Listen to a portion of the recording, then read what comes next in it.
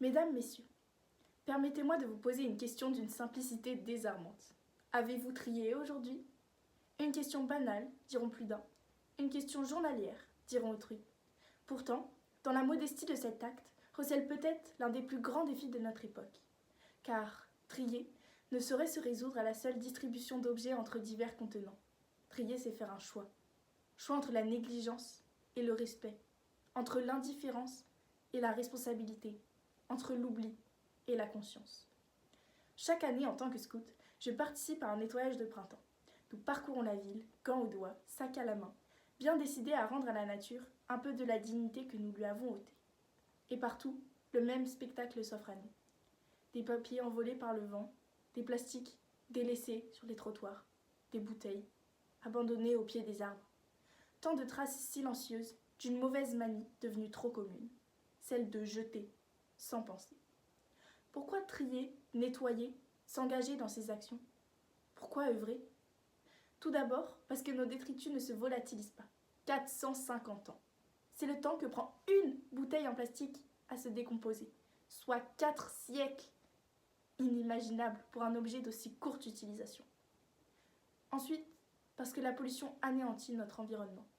Les sols se détériorent, les animaux confondent déchets et nourriture, les rivières s'emplissent de plastique. Certains diront, quel intérêt? Un geste aussi simple ne changera rien. Mais si tout le monde pense ainsi, rien ne changera jamais.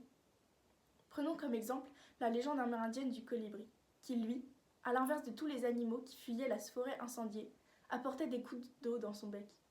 Cette légende nous enseigne que, même si changer nos petites habitudes peut paraître dérisoire, c'est grâce à la somme de tous nos petits actes que les choses changent. D'autres diront, ce n'est pas mon problème. Cependant, la planète que nous partageons n'appartient à personne. Nous ne sommes que de passage, mais elle est dépendante de chacun.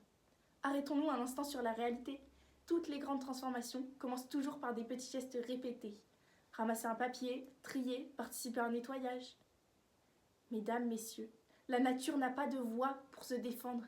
Elle ne peut ni protester, ni réclamer justice. Cependant, elle nous met en garde en multipliant les dégâts naturels, inondations, séismes. Mais nous avons le pouvoir et le devoir de la protéger.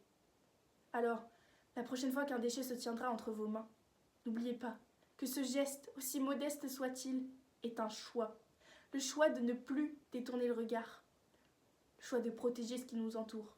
Car en fin de compte, trier, ramasser un déchet, participer à un nettoyage, ce n'est pas exclusivement penser au bien-être de la nature, c'est prendre soin du futur. Et vous, voulez-vous prendre soin du futur ?